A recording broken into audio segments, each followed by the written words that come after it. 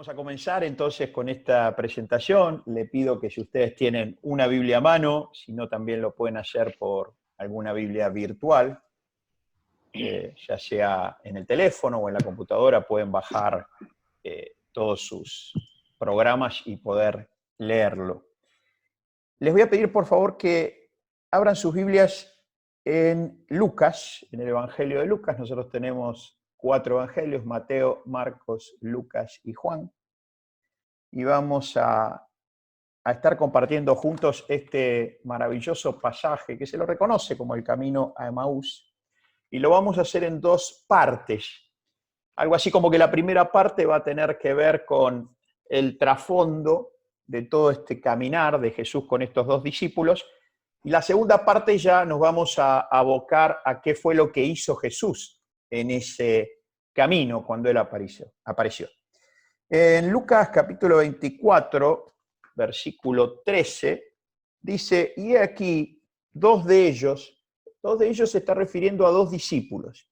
Estos 2 discípulos no eran 2 discípulos de los 12, pero sí conformaban el stock de discípulos que Jesús tenía, el conjunto de discípulos que Jesús tenía. ¿Hasta ahí me escuchan bien? Como para saber si estamos bien. Fantástico.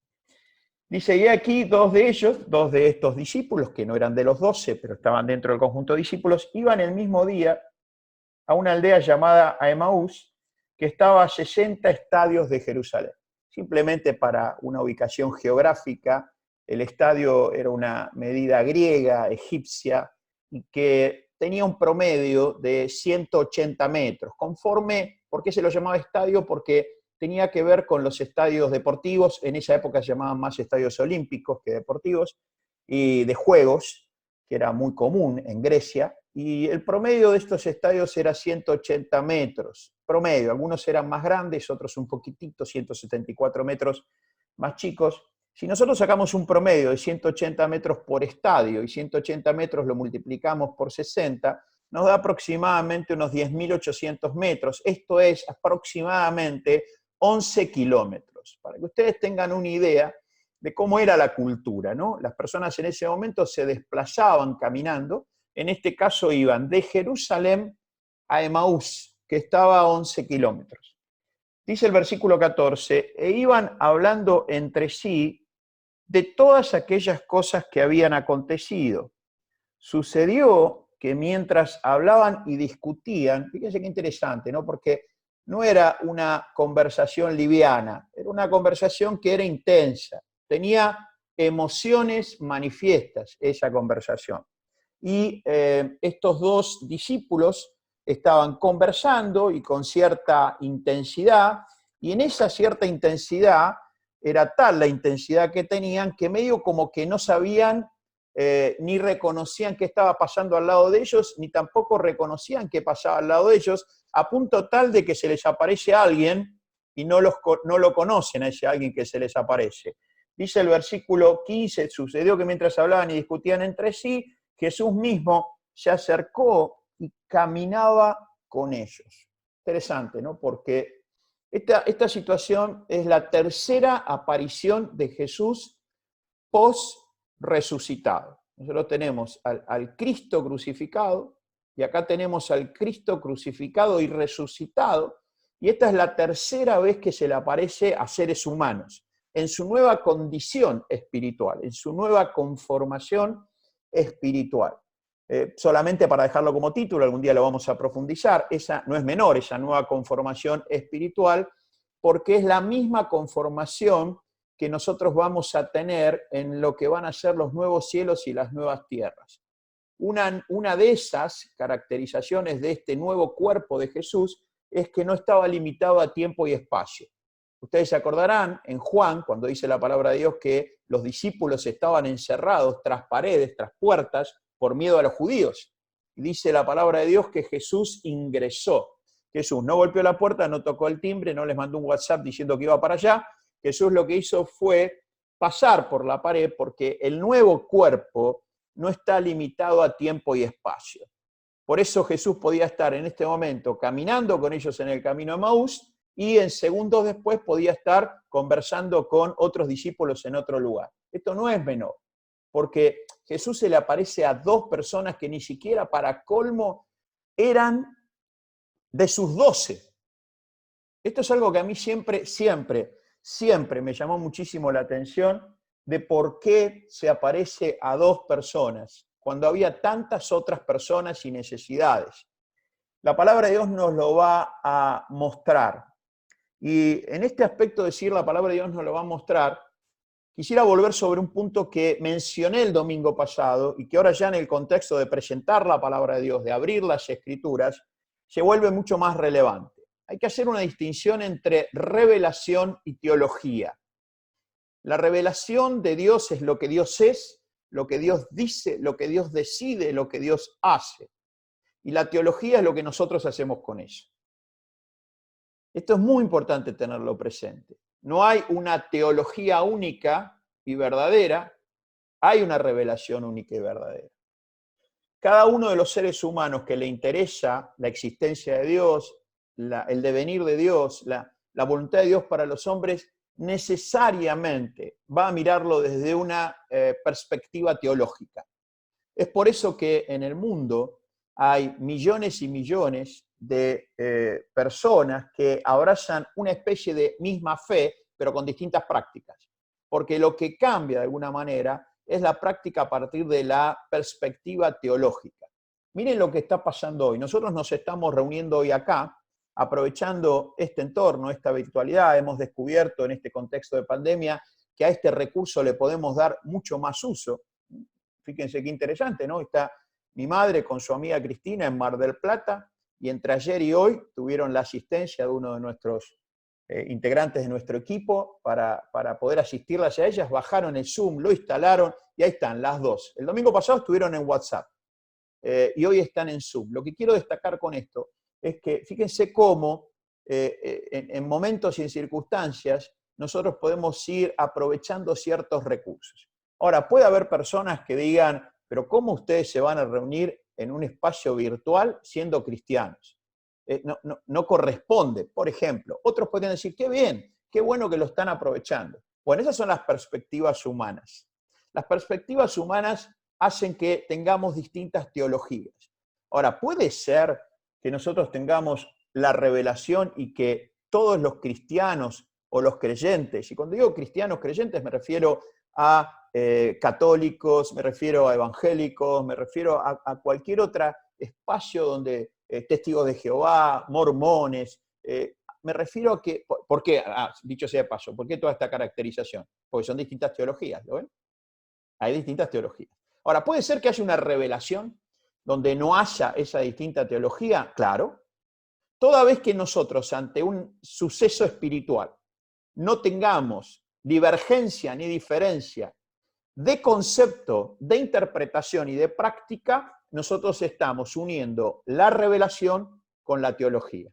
Si yo dijese, Dios es amor, ¿alguno de ustedes tendría algún inconveniente en esta situación? Seguramente que no. ¿Por qué? Porque la revelación de Dios, que es amor, es tan clara, es tan poderosa, que probablemente nosotros estemos todos de acuerdo en que Dios es amor.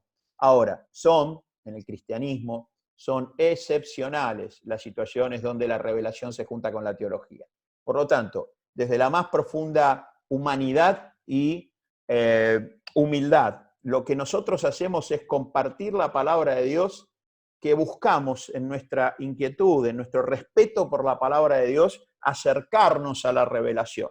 Pero el único que tiene acceso a la revelación verdadera y única es su propio autor. Nosotros con nuestra actitud y con nuestro respeto nos podemos acercar. Dicho esto, dice acá que sucedió que mientras hablaban y discutían entre sí, Jesús mismo se acercó y caminaba con ellos. Mas los ojos de ellos estaban velados para que no le conociesen. Esto tiene que ver no con que alguien los veló o alguien hizo algo a propósito. Ellos en su, de alguna manera, discusión, en sus conversaciones que ellos venían discutiendo, estaban, ya lo van a ver más adelante, en un círculo vicioso, que lo que hacía ese círculo vicioso precisamente es enceguecer su mirada espiritual. En otras palabras, ellos no podían creer porque le daban mayor autoridad al poder de sus conversaciones, que ahora vamos a descubrir cuáles son, Y ese poder a las conversaciones internas y para colmo compartidas que le estaban dando, hacía que en términos de fe activa, en términos de creencia, ellos estaban alejados, estaban como ciegos. Y entonces dice el versículo 17, y acá me voy a empezar a acercar a la respuesta probablemente de por qué Jesús se acerca a estos dos. Dice el versículo 17, y les dijo, ¿qué pláticas? Quiero aclarar que Jesús no era mexicano, ¿no? Esta plática es un término mexicano, no sé, el traductor estaba en México cuando hizo esta traducción. ¿Vieron cuando Luis Miguel canta esa canción que dice, no me platiques más? Era lo que le decía un discípulo al otro, no me platiques más. Entonces Jesús, ¿qué hace? Aparece y dice, ¿qué pláticas, en otras palabras, qué conversaciones son estas que tenéis entre vosotros mientras camináis? ¿Y por qué estáis tristes? ¡Wow! Esto es tremendo, tremendo. Un Jesús distinguiendo y ocupándose del trasfondo emocional de estas personas. Y les dice, ¿por qué están tristes? Algo así como, todo está para que estén contentos, para que estén con alegría en su corazón, para que estén con gozo, y ustedes están tristes. Y Jesús entonces como que les tira la lengua, ¿no? Y le dice, ¿por qué están tristes? Y lo que viene acá, miren, si no estuviese escrito sería increíble, o sea, de no creer. Dice el versículo 18, respondiendo uno de ellos, que se llamaba Cleofás, claro, yo pensaba, ¿no? Como para no estar triste con este nombre, imagínate, Cleofás López, ¿no? No. Aparte no sabés si Cleofás es de hombre, de mujer, porque podría ser también Cleofás Sanet, por ejemplo. ¿Cómo sabes eso? Con ese nombre, capaz que el tipo dijo, me pusieron Cleofás, no está definido. Bueno, no, eso era, yo digo, el nombre también, pero no es eso por lo que estaban tristes. Respondiendo uno de ellos que se llamaba Cleofás. Ahora, miren qué interesante, si uno de ellos respondió que se llamaba Cleofás, había otro discípulo, eran dos. Pero ¿por qué la Biblia no me da el nombre del otro? ¿Por qué me da solo un nombre? ¿Por qué no me da el nombre del otro? Bueno, acá en este acercamiento vamos a poder empezar quizás a acercarnos a la idea que el otro nombre tiene como un doble posible acercamiento a la selección de Dios de destacar un nombre y no el otro. El nombre que está dicho, y el que no está dicho es para que sea dicho. En otras palabras, el nombre que no está es el tuyo. El nombre que no está es el mío. Y por otro lado, probablemente el nombre que está dicho es conocido y el nombre que no está dicho es el no conocido. Acá en esta pantalla tenemos nombres y personas o nombres que representan a personas que somos conocidos. Pero ¿saben cuánta gente hay fuera de esta pantalla que no es conocida? Que todavía no tiene nombre, espiritualmente hablando. Este tipo de crisis como las que estamos viviendo, caos, estas pandemias, en muchos aspectos. El otro día estaba en una entrevista, en una nota, y paréntesis y lo cierro, y terminé la nota diciendo que este tipo de situaciones impactan seriamente en los modelos mentales, en las maneras de conversar, de pensar, de interactuar. Y yo le decía a la persona, cuando terminamos esta nota, le decía, ¿qué dirían los filósofos de ayer hoy? ¿O qué dirían hoy los filósofos de ayer? ¿No? Yo pensaba y me imaginaba pensando y decía, ¿qué diría un Descartes que dijo pienso, luego existo? Yo creo que si Descartes estuviese hoy no diría pienso, luego existo, diría me conecto, coma, por Zoom, coma, luego existo. Porque hoy si no estás conectado en la pandemia, en el aislamiento, no existís. ¿Qué diría Sócrates? Sócrates diría, solo sé que no sé nada. Yo diría, Sócrates hoy no diría eso. Hoy diría algo así como, solo sé que nada hago. Viste que en la cuarentena, o sea, estás todo el día más o menos haciendo lo mismo, ¿no? Me pregunto, ¿qué diría Heráclito? Todo fluye, dijo Heráclito. Hoy Heráclito tendría que decir, nada se mueve. Está más o menos, vos salís por la calle, no hay nadie. Y la última, que era la que más me interesaba en este contexto, es, si en 1883 hubo un hombre llamado Nietzsche, filósofo alemán, que dijo, Dios ha muerto y nosotros lo hemos matado. ¡Wow! Que los seres humanos tengamos la posibilidad de matar a Dios. Bueno, ¿Por qué no la tomamos ahora? Y pareciera ser que quizás hoy se está tomando esa posibilidad. ¿Desde qué lugar? Si nosotros en el siglo XX tuvimos la posibilidad de matar a Dios, según Nietzsche, ¿no será que en el siglo XXI tenemos la posibilidad de resucitarlo? Y cuando digo resucitarlo, digo de traerlo como posibilidad a nuestra existencia. El club de ateos y agnósticos en situaciones como estas críticas de la humanidad pierde muchos miembros, ¿saben? Pierde muchos miembros, porque hay un momento donde el ser humano encuentra el límite de las maneras más imprevistas, y como terminábamos en esta entrevista, y esta persona me decía, sí, hay mucha gente orando y rezando, volviendo a Dios y buscando una solución. Claro, por supuesto. Es cierto que Dios no es el hacedor de esto, pero sí el que puede traernos una salida.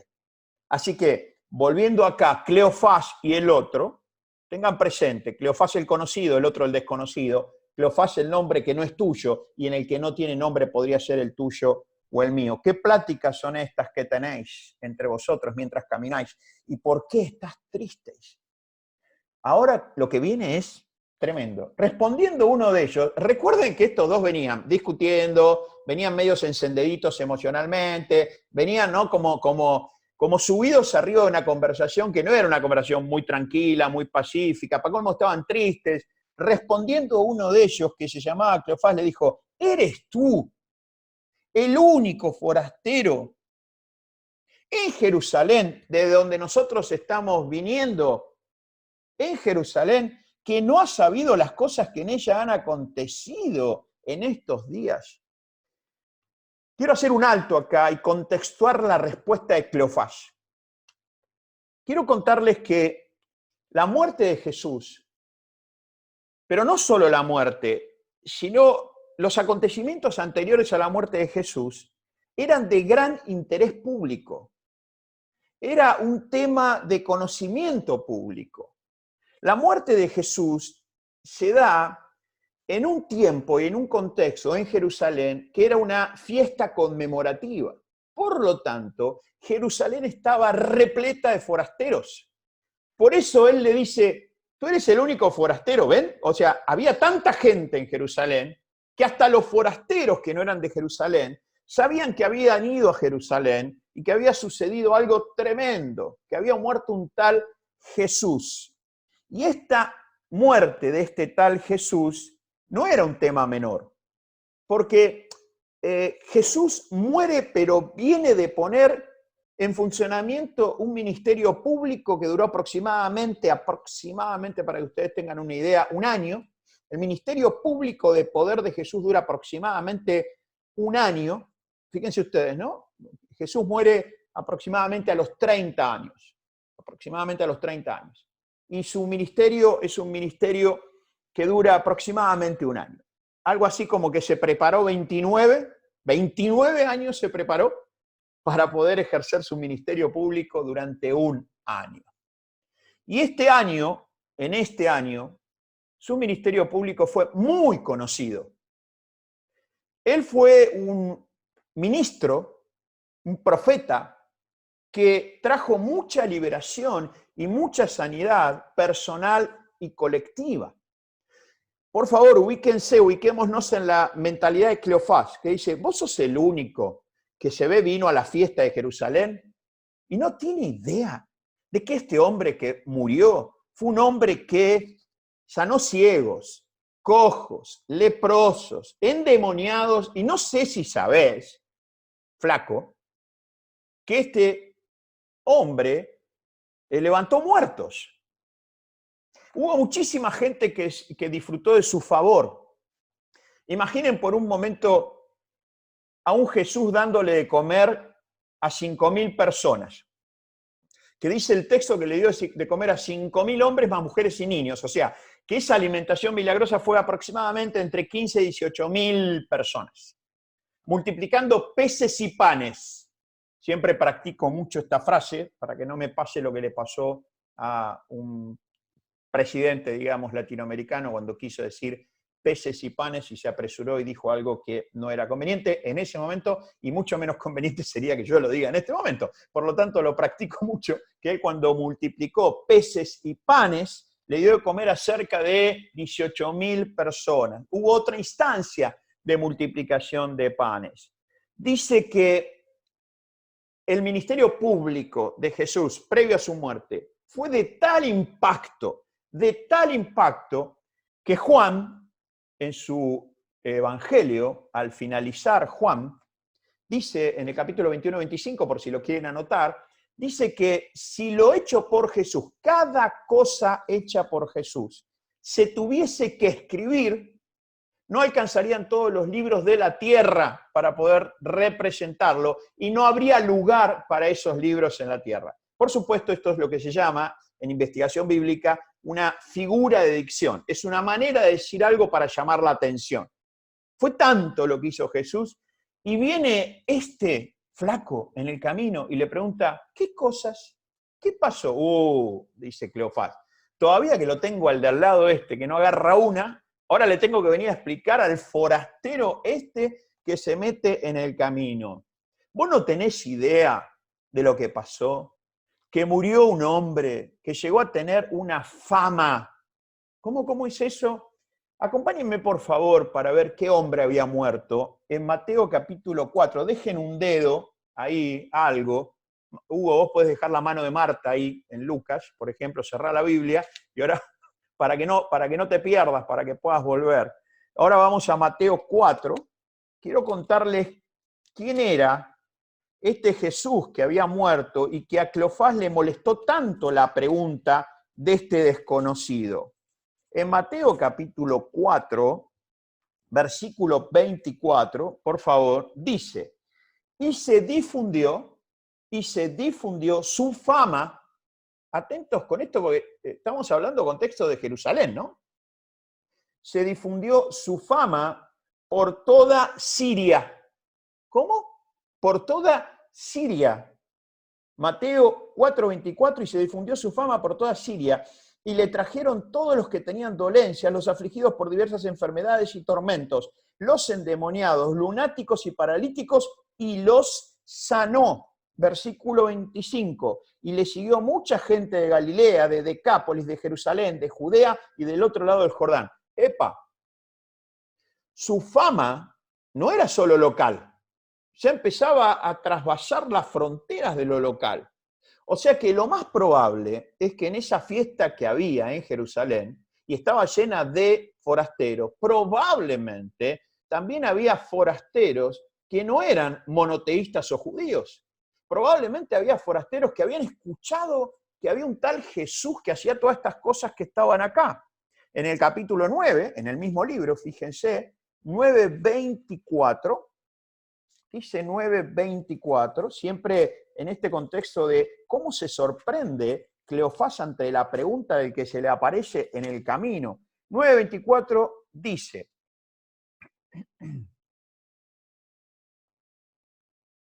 el contexto tiene que ver con que Jesús está yendo a la casa de un religioso llamado Jairo, porque este religioso lo va a buscar a él para ver si podía sanar a su hija que estaba gravemente enferma.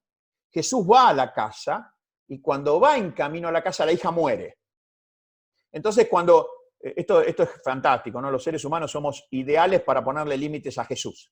Jesús va con Jairo a la casa y cuando está acercándose Jairo a la casa con Jesús, los siervos de Jairo dicen, no lo molestes al Troesma, al maestro no le diga nada porque ya se murió tu hija. Fíjense, ¿no? Jairo rompe con toda la estructura religiosa que lo abrazaba por el compromiso con su hija, va a buscarlo a Jesús, poniendo en riesgo su trayectoria, y cuando lo está logrando traer a la casa, le dicen, no, ya está, decirle que vaya, ¿no? Porque ya murió. Versículo 24, y les dijo, apartaos, porque la niña no está muerta. ¡Wow! El poder de las declaraciones, ¿no? Mientras que otros decían, está muerta, él dice, no está muerta. No está muerta, sino duerme. ¡Wow! Imagínense para ese padre, ¿no? Que estaba destrozado en su corazón, que Jesús le dice, tranquilo, tu hija no está muerta, tu hija duerme. Y esto es muy hermoso a veces verlo en la vida actual, ¿no? Cuando nosotros somos muy rápidos para a veces decretar la muerte en la fe, la muerte en el compromiso, la muerte en tantas cosas de otras personas y cuando no de nosotros. Y viene alguien que con mucho amor te dice, no está muerta, solo duerme. Imagínense el corazón de ese hombre. Versículo 24, si no duerme, y se burlaban de él, claro, se burlaban de él, porque estaba muerta para ellos. Versículo 25, pero cuando la gente había sido echada afuera, me encanta porque Jesús no anda con vueltas, van a ver después en la segunda parte con ellos, en Emaús que tampoco anda con vueltas, pero acá no anda con vueltas, le dice, me sacan a todos estos incrédulos de acá. Nosotros necesitamos fe activa acá, necesitamos acompañar a este padre que está destrozado, no necesitamos gente que venga a explicar. Afuera, versículo 25. Pero cuando la gente había sido echada afuera, entró y tomó de la mano a la niña y ella se levantó. ¿Y qué pasó? Y se difundió la fama de esto por toda aquella tierra. En Marcos 1:28, Mateo, Marcos, próximo evangelio, para hacerlo bien secuencial, fíjense, en Marcos 1:28, apenas comienza el ministerio expresado por Marcos de Jesús, dice Marcos rápidamente, Marcos es, a diferencia de Lucas, que era un médico, Marcos es más rudimentario en su forma de expresarse y va al hueso.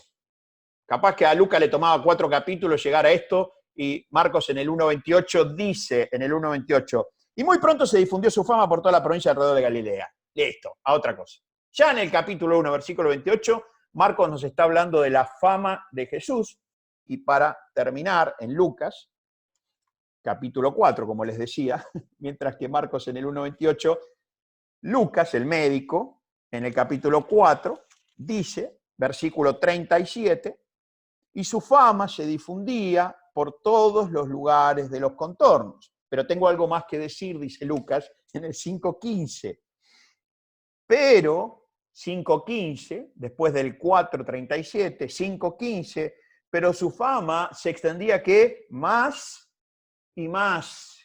Y se reunía mucha gente para oírle y para que les sanase de sus enfermedades. Versículo 15, terminamos viendo entre Mateo, Marcos, Lucas, 3 pasajes de 3 observadores que hablan de la fama de Jesús. Ahora, por favor, si vuelven a Lucas 24, van a entender un poco más cuando Cleofás le dice, pero, a ver, ¿cómo es, flaco? Vos sos el único forastero que no sabe lo que pasó, Y Jesús, en este intercambio hermoso de paciencia y de conversación, en el versículo 18, él le dice, ¿no sabes que esto pasó? Versículo 19, entonces él le dijo, ¿qué cosas? Y ellos le empezaron a contar, ¿qué cosas? Y ellos le dijeron, de Jesús Nazareno, que fue varón profeta, poderoso en obra y en palabra delante de Dios y de todo el pueblo. ¿Ven? Todo lo que está en el versículo 19 es lo que yo les acabo de comentar anteriormente para crear el contexto de la respuesta de Cleofás. ¿No sabés que el que murió era una persona de mucha fama, muy importante, espiritualmente, muy importante? Versículo 20. ¿Y cómo le entregaron los principales sacerdotes y nuestros gobernantes la sentencia de muerte y le crucificaron? ¡Epa! Fíjense qué interesante. Y le crucificaron. Pero nosotros esperábamos que él era el que había de redimir a Israel, y ahora, además de todo esto, hoy es ya el tercer día que esto ha acontecido. Los discípulos muestran tristeza, pero también las Escrituras nos dicen que hay una emoción más probablemente, al decir ellos, pero nosotros esperábamos, ¿sabes qué? Te queremos contar a vos, que no entendés nada, pero te queremos contar que era un hombre muy famoso, pero nosotros teníamos una expectativa, una esperanza puesta en él, de que él, aparte de ser un profeta, y como dice Hechos 38, el Espíritu de Jehová, de Dios, perdón, estaba sobre él y andaba haciendo bienes y sanando a los oprimidos por el diablo, él hizo todo eso. Pero nosotros esperábamos un redentor, un liberador político. ¿Cómo? Sí, miren el versículo 21. Pero nosotros esperábamos que él era el que había de redimir a Israel. No lo estaban viendo como un redentor espiritual. Por lo tanto, en el versículo 21, ellos suman a la tristeza, cierta decepción o frustración. Ellos esperaban un redentor político. ¿Y sabés qué pasó con el redentor político? No solo perdió las elecciones, lo crucificaron. Lo crucificaron. Nosotros reconocemos, diría Cleofás, que hizo un montón de cosas y la fama de él era tremenda. Pero nosotros, la verdad que más que un redentor espiritual y humano de la raza humana, esperábamos un redentor político, alguien que nos libere del poder de Roma. Queríamos autonomía, independencia, pero no espiritual solamente, por no decir que principalmente la política. Ellos no pudieron nunca capturar en el interior de su corazón que Jesús era un redentor espiritual y de la raza humana, alguien que había venido a recomponer los sucesos de Génesis 3. Cuando en Génesis 3 el hombre, la mujer, la raza humana, el Adán, que quiere decir humanidad, cae del favor de Dios, cae de esa relación, por desobediencia, por transgresión, que algún día lo vamos a ver en detalle, ¿a qué viene Jesús? A recomponer la relación. Jesús es un redentor relacional, no un redentor político. Ellos estaban tristes por la situación y estaban desilusionados porque se les había, o por no decir, lo habían matado a lo que ellos esperaban. Solamente es un dato de reflexión en las Escrituras. ¿No será esta una, no digo la, pero no será esta una de las razones por las cuales Judas lo traiciona? ¿No será que Judas se decepciona con Jesús? ¿No será que Judas esperaba, él era parte del equipo político, del redentor político que iba a liberar a Israel, y resulta que ahora es parte de un equipo, de un líder, que es un líder espiritual, ¿viste? Sana gente, levanta muertos, todo genial, ¿viste? Dice que su reino no está acá, está allá. La verdad es que perdí la motivación, diría Judas. Entonces, cuando vienen los del poder político y gubernamental de ese momento y le dicen, Judas, ¿por qué no nos lo entregás? Bueno, ¿y qué me darían? Bueno, te daríamos 30 monedas de plata. Otra de las cosas interesantes. Che, ¿por qué 30 y no 100? ¿Por qué 30 y no 50? ¿Por qué 30 y no 10? 30 piezas de plata, dice el texto, como si fueran monedas de plata de intercambio, que eso representaba el costo de un esclavo. En su corazón, Judas lo llevó a Jesús a la condición de esclavo. Lo vendió por 30 monedas de plata.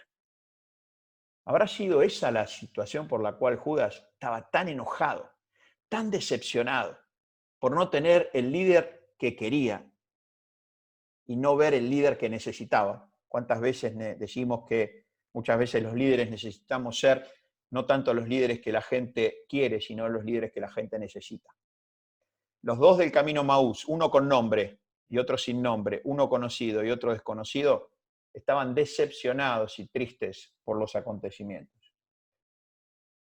Para simplemente completar esta primera parte, y les puedo asegurar que lo que viene ahora es fuerte, en términos espirituales y escriturales fuerte, así que si están sentados, ajustense los cinturones, porque les puedo asegurar que lo que nos muestra la palabra de Dios es algo increíble. ¿Ustedes saben que los dos discípulos de alguna u otra manera lo confrontan a Jesús? Lo confrontan por ignorar. ¿Vos sos el único forastero que está en cualquiera? Todos los forasteros saben lo confrontan por ignorar. Pero al confrontarlo a Jesús por ignorar, es lo que pasa muchas veces cuando nosotros en nuestra quizás mirada de las cosas nos hacemos preguntas o decimos cosas como, Dios, ¿de qué se trata esto? ¿Qué estás haciendo? ¿Por qué lo permitís? ¿Escucharon esa pregunta alguna vez? ¿Por qué lo permitís? Bueno, de alguna manera los discípulos confrontan a Jesús, pero más allá de la confrontación, la pregunta es, ¿qué es lo que hace que ellos en su pensamiento y en su interioridad confronten a Jesús? Bueno, básicamente en su corazón había emociones que impulsaban las conversaciones externas y públicas al punto tal, y ahora van a entender más el versículo cuando dice, mas los ojos de ellos estaban velados para que no le conociesen, velados, enceguecidos por el trasfondo emocional que no les permitió ver que quien tenían adelante era ese del cual ellos estaban hablando. Su tristeza, su desilusión, nosotros esperábamos un líder realmente con polenta que liberase a Israel. Y su enojo, ¿eres tú el único? Hasta esas cosas, esas emociones, lo que activó en ellos fue lo que yo denomino el gen del abandono. Y atentos con esto porque esto es fuerte. El gen del abandono. El gen del abandono se introduce en la genética humana a partir de Génesis 3. Una de las consecuencias de la caída del hombre en Génesis 3 es la incorporación en su genética, primero y principal, que introduce la muerte. O sea, el primer gen, ustedes saben que Adán y Eva eran personas que tenían vida sin fin. No era vida eterna, porque la vida eterna tiene sentido cuando ya tenés una vida, ¿se entiende? Para nosotros tiene sentido una vida eterna porque ya tenemos una vida, y esta no es la vida final. Hay una vida eterna reservada para los que aman al Señor y su venida. Pero Adán y Eva no tenían una vida, era la única vida que tenían. Y esa vida única que tenían era vida sin fin. Si no hubiese pasado lo que pasó en Génesis 3, ¿saben quién estarían en este Zoom también? Probablemente Adán y Eva. Y probablemente nosotros también estaríamos, porque fructificaos y multiplicaos, y que aparezca el Zoom, por favor, alguna vez, diría Adán y Eva, porque vamos a ser muchos. ¿Qué pasaría? Adán y Eva estarían vivos hoy, y tendrían hoy aproximadamente, entre Adán y Eva y Jesús hay unos 5.000 años, entre Jesús y hoy hay unos 2.000, Adán y Eva hoy tendrían 7.000 años. ¿Y cómo estarían? Perfecto. ¿Por qué? Porque Dios los creó para que sean hombre y mujer y humanidad con una vida sin fin. Entonces, en este sentido, es muy importante tener presente que cuando el hombre y la mujer entran en esa situación, primer gen que entra es el gen de la muerte. Por eso Adán muere. Y por eso la muerte entró con Adán. Pero hay otro gen, que es lo que yo denomino el gen del abandono. El gen del abandono es aquel que se activa para poder salir del lugar que estamos, cuando las cosas que suceden en el lugar que estamos no son las que esperamos, cuando hay emociones humanas que se disparan, en este caso tristeza, en este caso desilusión y enojo, y que nos hacen irnos del lugar que estamos sin hacernos cargo de lo que sucede en el lugar que estamos. Ellos estaban yendo de Jerusalén. Si había un lugar donde había que quedarse, ¿saben cuál era? Jerusalén. Si había un lugar del cual no había que irse, era Jerusalén. Cuando Jesús le dice, bánquenme, no se vayan, esperen en Jerusalén hasta que venga sobre vosotros poder. ¿Qué hicieron ellos? Se fueron de Jerusalén a Emaús. Y yo me pongo un poco a pensar, wow, Jesús en su humanidad no era para llegar y decirle, ustedes son un desastre. Se están yendo del lugar que hay que quedarse. Están perdiendo el tiempo en conversaciones. Me están abandonando en este momento que tienen que estar. Jesús no lo hizo. ¿Por qué no lo hizo? Por dos cosas. Primero, porque él conoció y sigue conociendo el gen del abandono en la raza humana. Ya lo había sufrido. Fíjense en Mateo 26, por favor. Ya en esta recta final de los últimos dos versículos. No se pierdan esta gema de la palabra de Dios. ¿Por qué Jesús no se enoja en su humanidad? Porque Jesús ya lo había vivido en carne propia.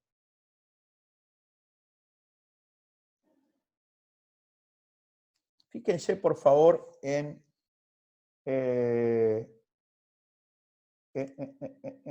Mateo 26, 55, si son tan amables de acompañarme. Dice, en aquella hora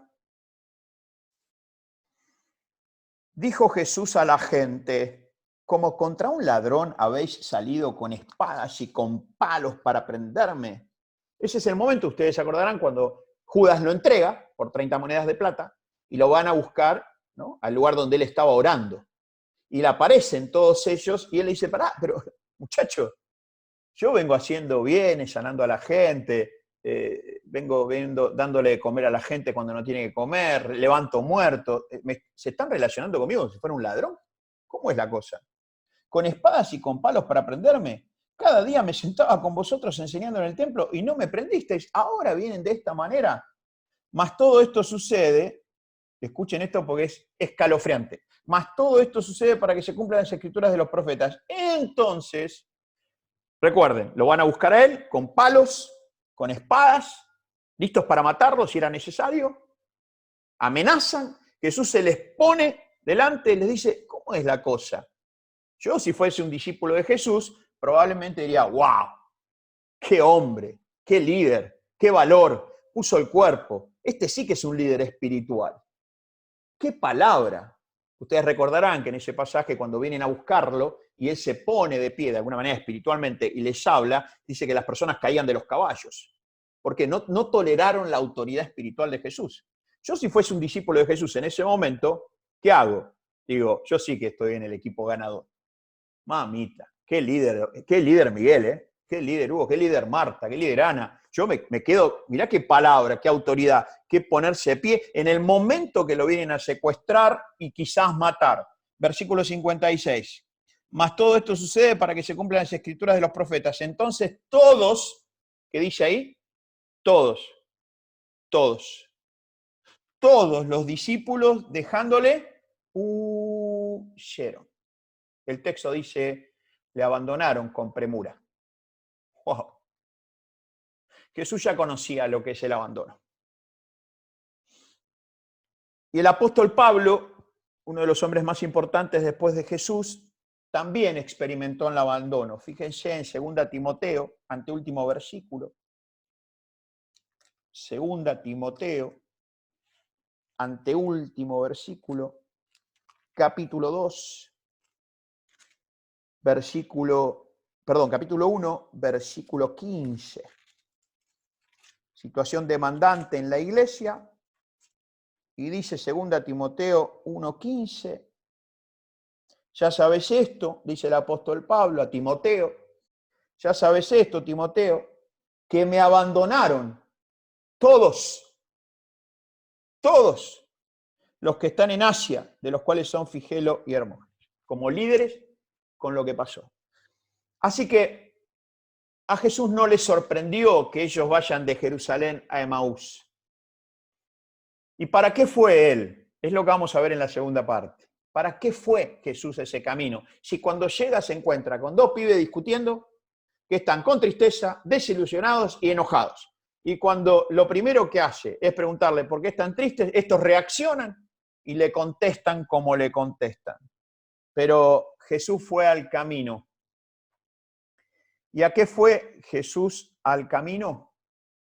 Para primero representar el corazón de Dios, que es exactamente inverso al corazón de los hombres con su genética abandónica. Fíjense en Salmo 94, por favor. Salmo 94. Lo primero que hace es ir a mostrarle la diferencia de corazón cuando dice en el Salmo 94,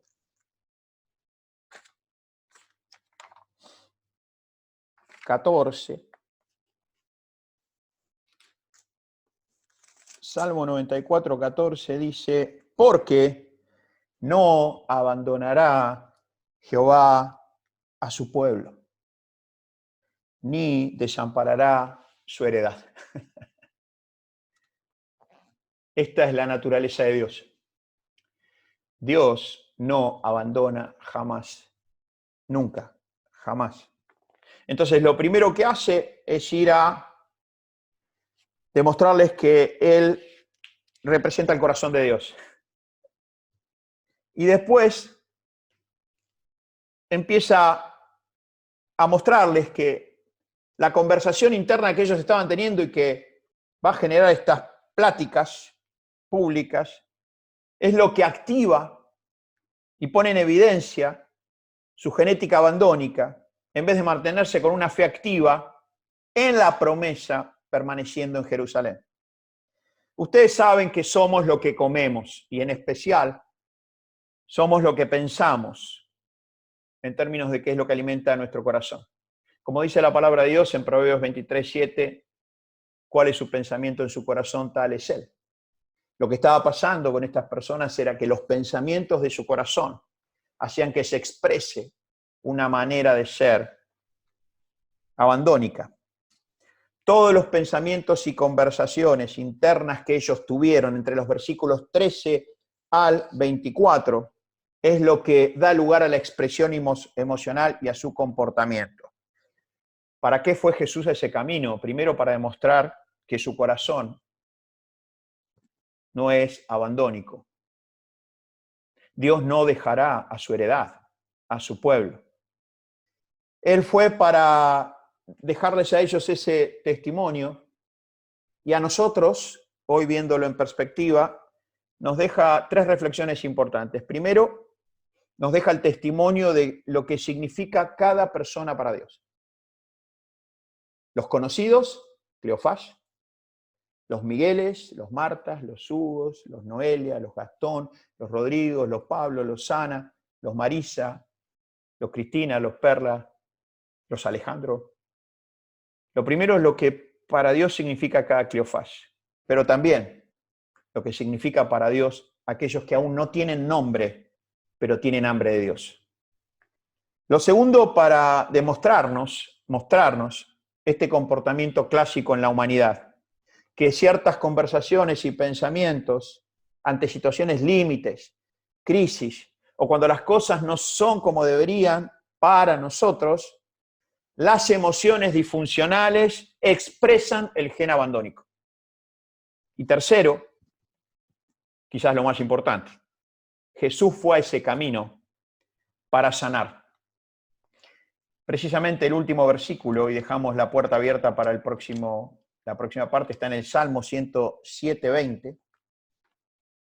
Cuando cada vez que hubo una situación de este tipo, crítica, límite, como lo puede haber en tu vida hoy o en la mía hoy, Dios va a hacer un movimiento, siempre lo va a hacer, siempre lo va a hacer. El Salmo 107:20 dice, envió su palabra, su revelación, no la teología. Lo que puede producir algo en tu corazón esta tarde no es lo que yo dije, no son mis palabras, no son la mirada que yo pude traer. Es su palabra, es su revelación.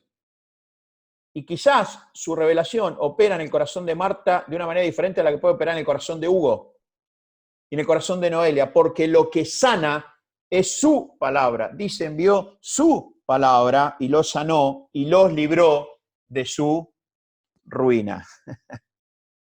Dios es un Dios de amor que no abandona y siempre que nosotros le demos la posibilidad va a expresar su poder liberador para sanar y para librarnos de la ruina. ¿Cómo lo hizo Jesús? Lo hizo yendo. Tuvo el amor y la paciencia de no abandonarlos cuando ellos lo habían abandonado. Fue. 2 personas. Siempre me pregunté, ¿por qué 2 personas? Esas 2 personas son la representación de la humanidad. Los conocidos y los desconocidos para Dios. Los que tienen nombre como vos, como yo, y los que aún no tienen nombre. Y Él fue. Y fue para poder mostrar que Dios no abandona, y segundo, que Él envía su palabra para sanar y liberar de la ruina. Jesús es la expresión más pura de la palabra de Dios. Así que después vamos a continuar en la próxima parte con cómo ellos, en un momento, por la presencia de Jesús, algo pasa en su corazón y salen de ese estado para entrar a otro estado y terminar diciendo, no ardían nuestros corazones cuando en el camino Él nos abrió las Escrituras.